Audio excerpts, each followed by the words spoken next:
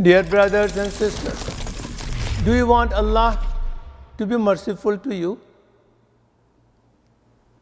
Your answer will be yes. Let us review the hadith number 8.42 in Bukhari.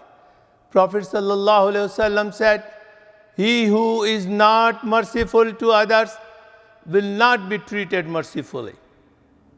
Let me repeat this hadith again. The Prophet sallallahu alaihi wasallam said, "He who is not merciful to others will not be treated mercifully." Allah is the best just. If you want Allah to be merciful to you, then you better be merciful to other human beings, animals, and to the environment. Otherwise, you will find Allah to be not merciful to you.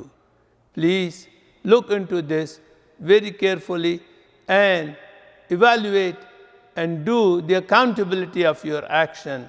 So may Allah guide us to the straight path. Thank you.